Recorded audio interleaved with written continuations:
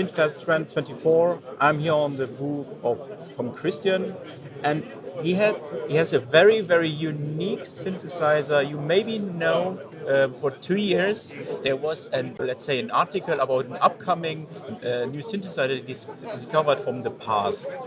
And for more details, I talk here with Christian, the developer. How are you? Oh, fine. Very fine. You are the maker of this mysterious Luma Vox synthesizer. Yeah.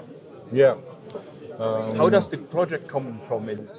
A friend of mine was teacher.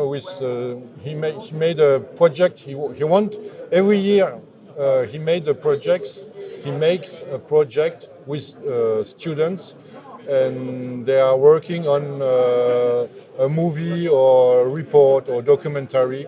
And this year they wanted to work on a fake documentary. How do we make a fake documentary? What are the recipes? How does it work when what happens when the documentary is put on YouTube and so on? And they had the project of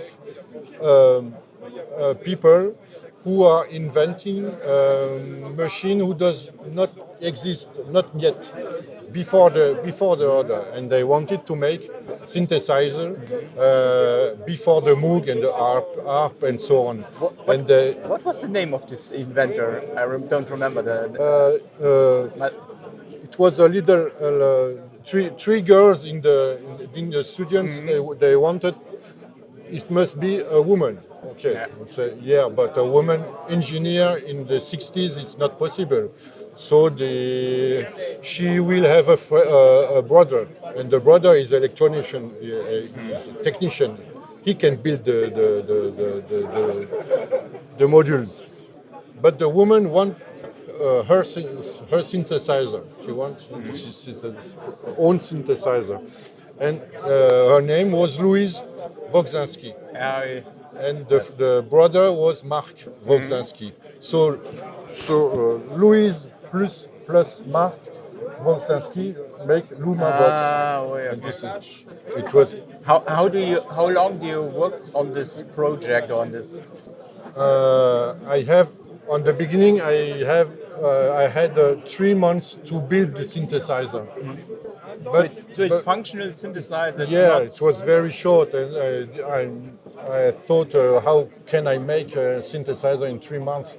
And I found these Doppler models, Doppler kit, DIY kit, and now they doesn't exist anymore. But at the time, I have a little budget. I have 500 euros to make a synthesizer in 3 months.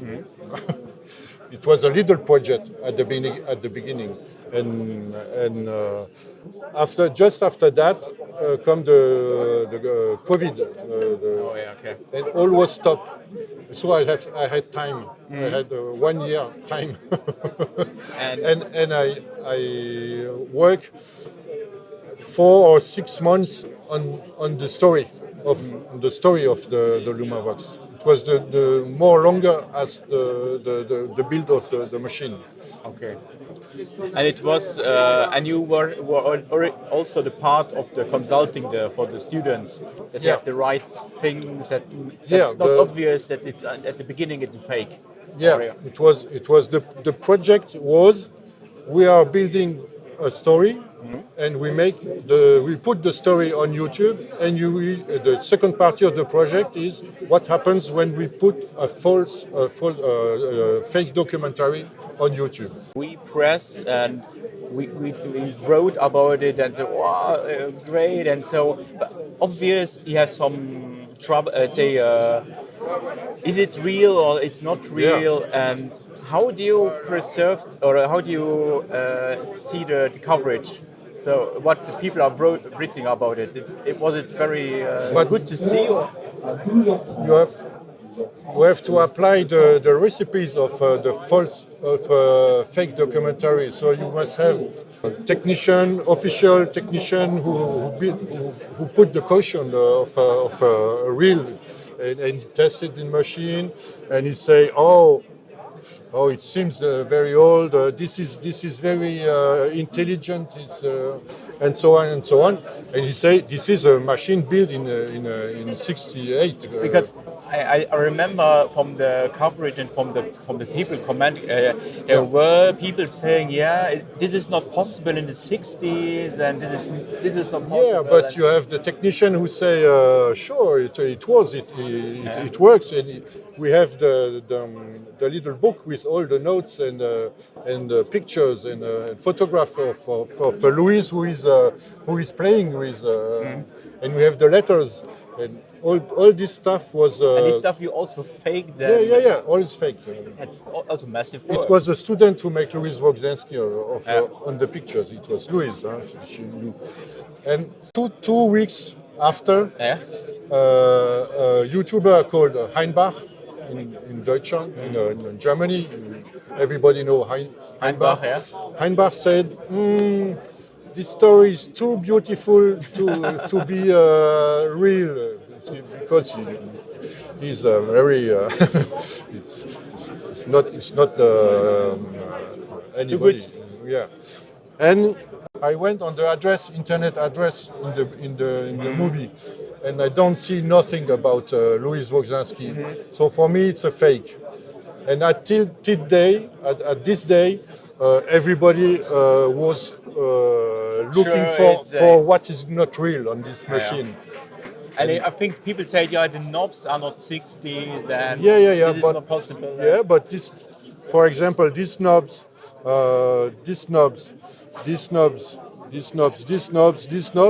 are. It was in my stock. They are from the. I bought these knobs in 72, so there was a real. This is a Chinese modify.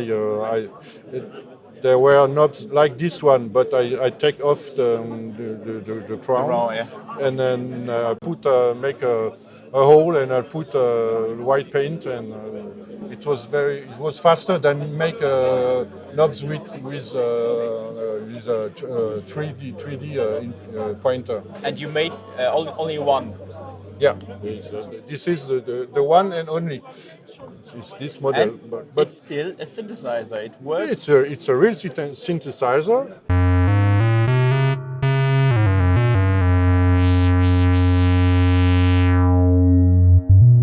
It works. All the functions are real. The machine is real. It's a real synthesizer, but the story is totally fake. And I think that was the most interesting part of the entire synth. Yeah. But from the synth, What is real? Finally, what is real in this movie? We don't know, but I make some mistake, and some people find the mistake. One person saw the photographs of Louise when she's on the stage with she's manipulating the Loumavox, and on the picture we see a microphone SM57. And it doesn't exist. No, I verified. I verified the Shure SM57 exists till 1965, so it was real. But the person say the grip of the SM This was different. 55 is from 96, and he sent a picture of the grip from 67. It was not the same, and this was. And what was now the conclusion of this work of the student? The students they were very, very happy That people it was a big buzz around this story. For me, it was the occasion to make a real synthesizer that I use now. I use it every day. I use the synthesizer, and it's a real analogic synthesizer. And it's Töpfer synthesizer, basically. Yeah, it works very well, and it was the occasion to have contact with all these people. on one time. François Astier, who organized the SynthFest, called us the first day to say, "Oh, it's a fantastic discovery. You have to come, and with all the people." And you say, "Wait, François, maybe it's not real." And he waited and said, "Oh, it's fantastic! Come with the machine. It's a fantastic story for Christmas." And so I meet everybody on one time. And I saw now several days ago you created also something that everyone can have a Loumavox. Yeah, Paper. here's it's the Loumovox for all people. Loumovox for all. And I will take. I make this print. You can have your own Loumovox. But Nice. you have to be here. Okay. And the story is still active. I have many people who want to test. To test if it's a real synthesizer. Maybe we should make it a DIY or something. Yeah, it's possible. Well, it's DIY. It's the It's possible to make one, but the DIY kit doesn't exist now. I have one left, but it's not possible to buy one. But if you go on the Dopfer site, you will see the example of a DIY synthesizer. You see the Loumavox first. okay. So it's everybody was proud to Mr. Dopfer is proud to have to build a story like It this. was a lovely story and a different vibe than the usual releases, and so it makes fun. Yeah, Why not? it was a beautiful story for Christmas. Yeah. A tale. Okay. Merci, Christian, for the interview. Merci à vous, merci à toi. It was good to hear the story of the Luma Vox. Yeah, excuse me for my English, it's not very good. No problem. And I wish you a good SynthFest, friends. Maybe we see us in the second video, but because you have one thing more also interesting here on the booth that we'll see maybe then in the second video. Okay. It's possible, as Thank you you. want. Bye bye.